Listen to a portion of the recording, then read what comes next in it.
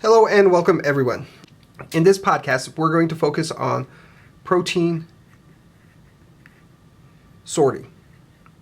In the last couple podcasts, we talked about the importance of organelles, how they evolved, and we began the discussion of how proteins make it into specific organelles by talking about protein targeting signals. In this podcast, we're going to focus on some specific organelles and how proteins wind up in those organelles. We're going to begin by talking about proteins that go to the nucleus. So this will be an example of a protein that's fully folded. And then we'll talk about proteins that are going to go to mitochondria,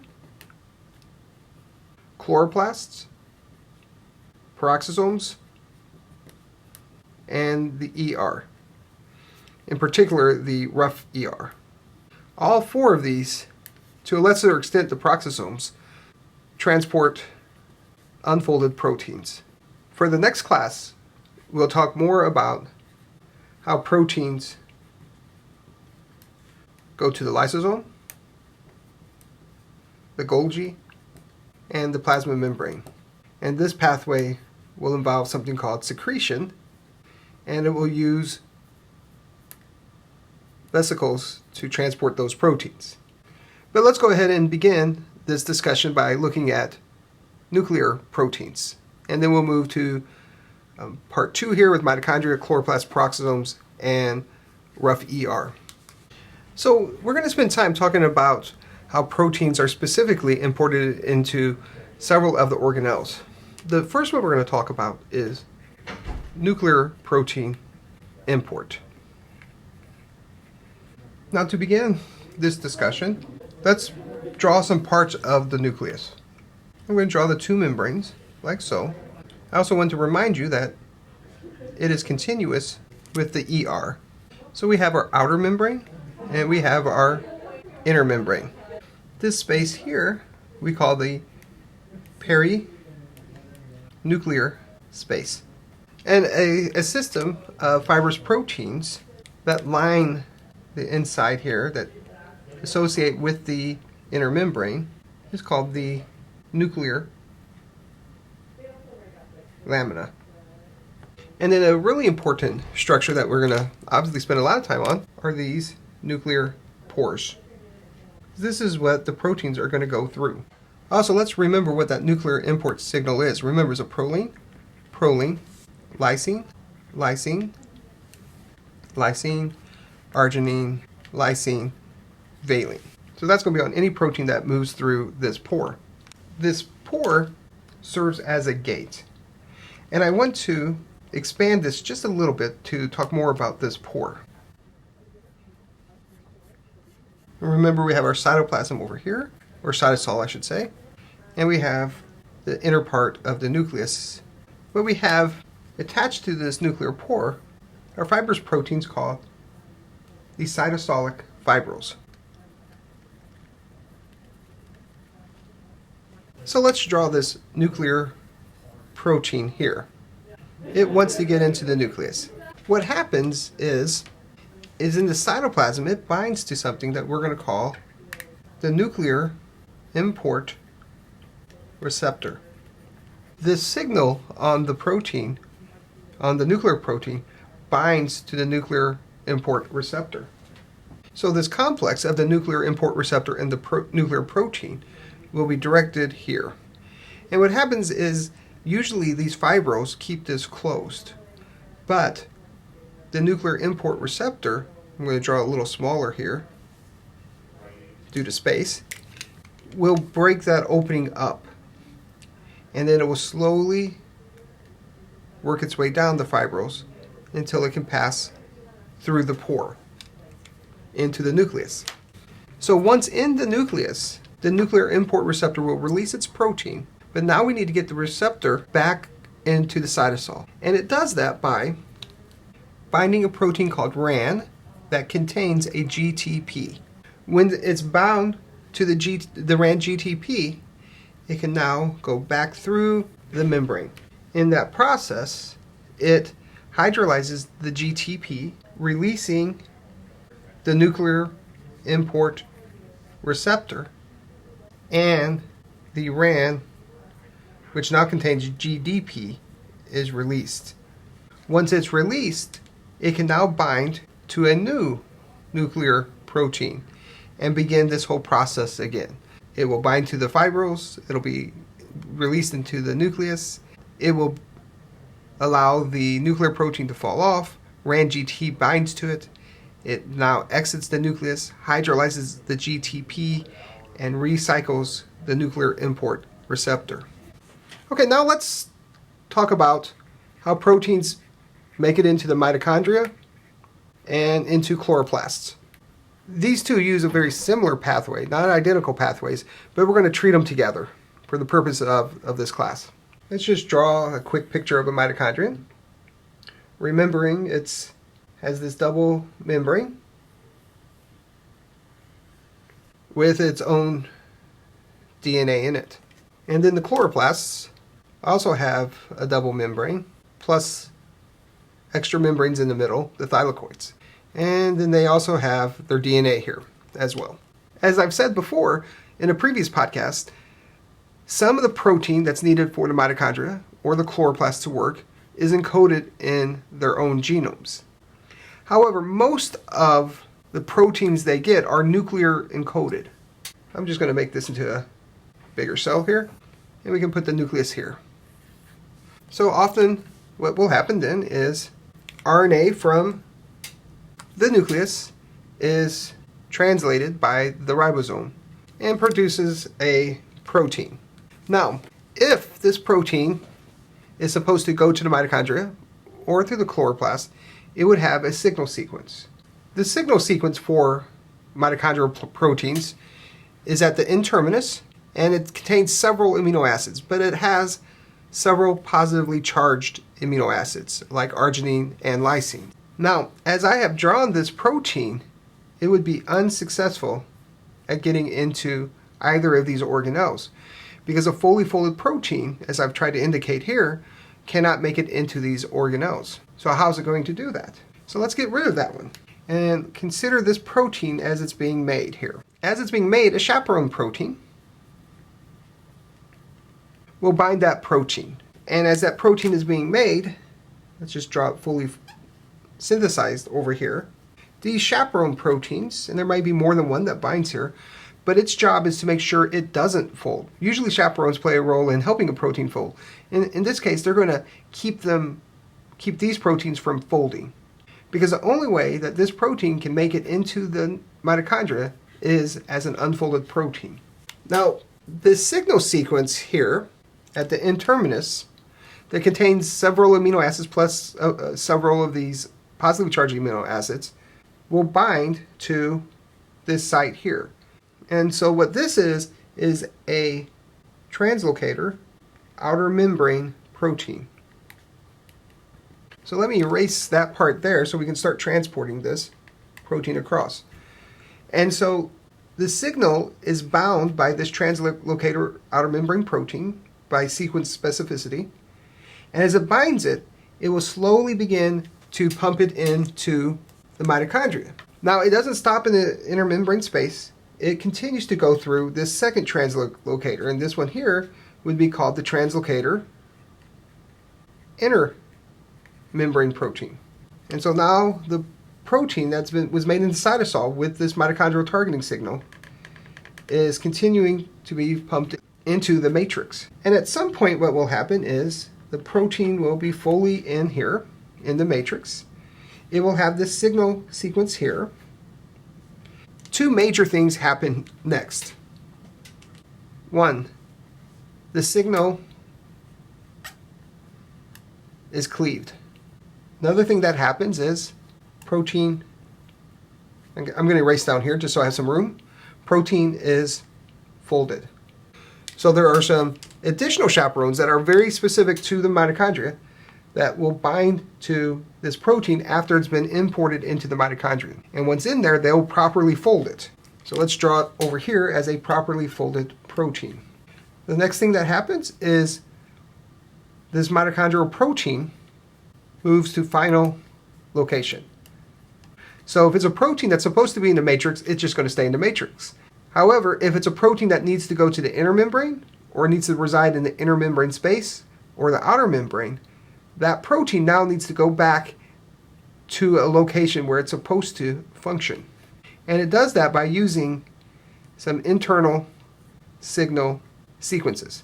Often these internal signal sequences aren't even exposed until the protein has been folded. And once it's folded, now chaperones in here can now direct this folded protein to its proper location. Now, an interesting thing has been observed recently, fairly recently, and that is the ER turns out to be extremely close to the mitochondria. Not only is it really close, it attaches to it in several places. It might be a way to deliver various products to the mitochondrion, but one thing we know it does is that this is a way that the mitochondrion, as it's growing, receives lipids. So as the cells divide or energy demands change, it will need to grow the mitochondria. And in order to do that, it needs more lipids. And it gets these lipids from the ER that's closely associated with the mitochondrion. Now, everything I've said about the mitochondrion over here applies to the chloroplast over here. A very similar process occurs for the chloroplast in getting proteins into its various structures, including having that fully folded protein in here that then needs to find either its final destination of the thylakoid, the inner membrane space, or the outer membrane. Okay, next I'm going to talk about peroxisomes, my second favorite organelle. And so let's draw a cell here. We can draw the nucleus here, and I'm going to draw the peroxisome over here, and I'm going to draw the peroxisome at a larger scale than it usually is. Usually the peroxisomes are much smaller than the nucleus. So we don't get a chance to talk about the peroxisomes much because they seem to sometimes get foreshadowed by the rock stars of the cell, like the mitochondria. So let's say a little bit about the peroxisomes. They are responsible for breaking down a variety of molecules. These include toxins, alcohols, and fatty acids. They will usually produce as a byproduct hydrogen peroxide, which is how they got their name. So let's draw our ribosome in the cytoplasm. Again, it's much bigger than it actually would be. Got our messenger RNA coming through here, and then our protein coming off. Now to get into the peroxisome, it can fold a little. It may not be in its final folding state, but it can fold a little. What it will do in the cytoplasm is it will bind to a receptor, a peroxisome receptor. And it binds to this peroxisome receptor because this protein that's being made contains the signal sequence of serine, lysine, and leucine. It will then move to the peroxisome, and the whole complex will move in here. The receptor with the protein attached to it. In the peroxisome protein is released from its receptor, and then that receptor leaves the peroxisome. There are some other mechanisms of getting proteins into the peroxisome that doesn't require the receptor going in, but for our purposes, I want us to focus in on this model here where the receptor moves into the peroxisome. And also remember the folded state of the peroxisome is that it can go in to the peroxisome in a partially folded state. Okay, the last organelle I want to talk about in regards to protein import is the endoplasmic reticulum, and in particular the rough endoplasmic reticulum. So let me draw a picture here of a cell. We love to draw pictures. So we can draw our obligatory nucleus here, and then I want to show the ER closely associated with it because remember the ER membranes run continuous with the outer membrane of the nucleus. So this is our ER. And then I'm going to draw Golgi here, and I'll draw a lysosome. And I'm going to offer a couple unique features about proteins that move into the ER. ER is a common entry point for proteins that go to the Golgi, the lysosome, the plasma membrane, and sometimes some proteins will make it to the peroxisome from the ER. Going hand in hand with that is once a protein enters the ER, in order to get to the Golgi and the lysosome, the plasma membrane, or the peroxisome, it travels by vesicles. So it never goes back to the cytosol unless the protein is in a vesicle. So a vesicle will come off here that contains our protein in it. It will place that protein in the Golgi, and if it's meant to stay in the Golgi, that's where it'll stay, but it may need to go to the medial stacks, lower stacks, or it may need to go to the lysosome, may need to go to the plasma membrane. In each of these cases, a vesicle buds off of these organelles to make it to their final destination. Now we can think of two types of proteins that are going to enter the ER. The first is a water-soluble protein. Water-soluble proteins will make it into the ER lumen, and if it's meant to stay in the ER, that's where it'll stay. But if it needs to go to the Golgi or the lysosome or the plasma membrane, as these vesicles fuse, it will incorporate those proteins in these vesicles. So these proteins have a few destinations. It could be in the lumen of the ER or the lumen of lysosome, Golgi, or in some cases the peroxisome. In addition to the water-soluble proteins, there are transmembrane proteins. Transmembrane proteins, they will insert into the membrane of the ER. Then as this vesicle buds off here of the ER, and we'll talk about this later when we talk about the secretory pathway, so don't worry too much about it. But when it buds off the ER, it will contain that transmembrane protein in that vesicle in the membrane. It stays in the membrane until it reaches its final destination. So once it's in the membrane, it will remain in the membrane from the ER to the vesicle to its final destination. So again, these proteins may stay in the ER membrane, the membrane of lysosomes, Golgi, sometimes a peroxisome, and the plasma membrane. But now we need to spend a little bit more time talking about how those proteins get into the ER. So for this example, I'm just going to make the whole board here the cell. And I'm going to put the ER way down here. And I'm going to draw a ribosome with the messenger RNA being processed through it, and it will make a protein. Now, like the mitochondria and chloroplasts, this protein isn't going to be fully folded into cytosol and then moved into the ER. In fact, as soon as this ER, ultimately ER protein, begins its translation, at the N-terminus here is that ER signaling sequence. And remember, it's a fairly large sequence at the N-terminus, but it contains several hydrophobic amino acids. Okay, now what happens is there's this protein called SRP. And SRP stands for Signal Recognition Particle. And what SRP will do is it will bind this signal sequence from the ER protein. When this happens, translation pauses. During this pause, the SRP is translocated to the ER. At the ER, there is the SRP receptor. Now I'm going to have to draw it a little smaller because my scale was off a little here. Forgive me.